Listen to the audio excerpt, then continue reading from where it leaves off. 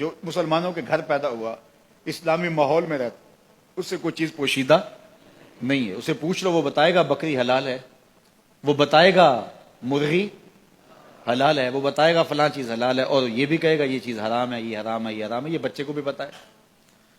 تو فرما ان الحلال بین و ان الحرام، حلال بھی واضح اور حرام بھی واضح، اور اس کے درمیان کچھ شبہ والی چیزیں.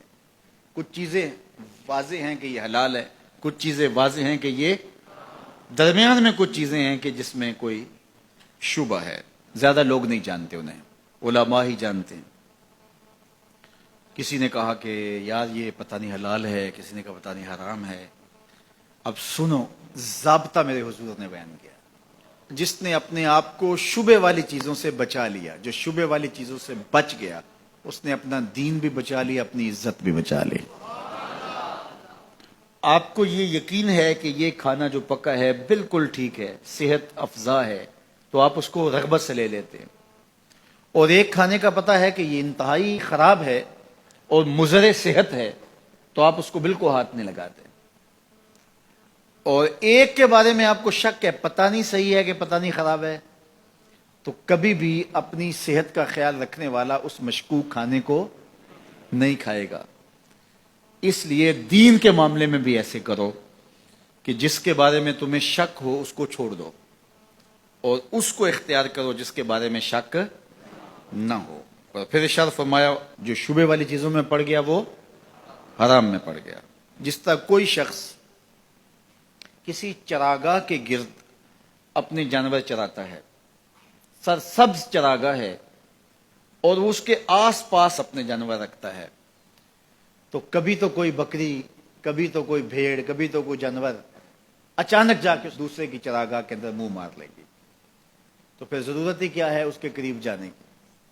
تو کہا جو حرام کے قریب جائے گا ایک دن حرام میں مبتلا ہو جائے گا. ہر بادشاہ کی کوئی چراگاہ ہوتی ہے، اس نے ایک مخصوص چراگاہ رکھی ہوتی ہے، اس میں اس کے جانور چرتے ہیں، اور کسی کا جانور اس میں وہ آنے نہیں دیتا. بادشاہ کی غیرت ہوتی ہے، اس نے باڑ لگائی ہوتی ہے. لیکن اگر کچھ چراگاہ کو عبور کر لے تو وہ بادشاہ جو ہے وہ غیرت کی وجہ سے اس جانور کو پھر چھوڑتا نہیں ہے کہ یہ میری چراگاہ میں آیا کیوں. تو فرمایا اللہ کی چراگاہ خاص اس کی حرام کردہ چیزیں، وہ گوارا نہیں کرتا کہ کوئی حرام میں مبتلا ہو. یہ ساری کہانی بیان کی حضور نے. پھر اس کے بعد حضور نے اس کو مزید خلاصے کے طور پہ مختصراً بیان فرمایا. میرے جان و دل حضور پہ قربان، کائنات میں ایسا فصیح نہیں ہوا کوئی جیسے میرے حضور فصیح ہیں. یعنی جو حدیث نور آپ نے پڑھی، اس کا ایک ایک حرف واضح ہے، ایک ایک لفظ روشنی دے رہا ہے، اور یہ منزل نواز حدیث ہے. یہ ہماری زندگی کے اندر ہمیں خیر اور شر کی پہچان کروانے والی ہے. لیکن اس کے بعد پھر میرے حضور نے اس کو دوسرے پیرائے میں بیان کیا، اور کتنا خوبصورت انداز ہے. سن لو، انسان کے جسم کے اندر گوشت کا ایک ٹکڑا ہے، جب وہ صحیح ہو جائے تو پورا جسم صحیح ہو جاتا ہے، اور جب وہ خراب ہو جائے تو پورا جسم خراب ہو جاتا ہے. الا وہی القلب، گوشت کے اس ٹکڑے کا نام دل ہے. دل اگر ٹھیک ہو گیا تو پورا جسم، اور دل خراب ہو گیا تو پورا جسم خراب ہو گیا. اس لیے وہ رومی نے کہا تھا دل بدست آور کہ حج اکبر است. دل کو قابو میں لیا، یہ حج اکبر ہے. وہاں تو پھیرے کاٹے لیکن تیرا دل کہیں اور تھا، تو کہا نہیں، دل بدست آور کہ حج اکبر است، از ہزاراں کعبہ یک دل بہتر است. کہا کہ 1000 کعبے سے ایک دل بہتر ہے. کیوں؟ کعبہ بن گاہ خلیل اطہر است. کعبہ حضرت ابراہیم کی گزرگاہ ہے، دل گزرگاہ جلیل اکبر است، اور دل رب جلیل کی گزرگاہ ہے.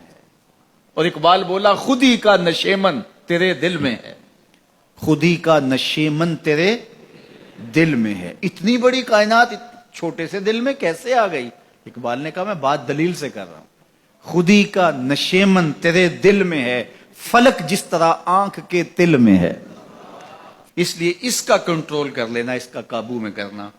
تو میرے حضور نے فرمایا کہ اپنے دل کو قابو میں کر لو.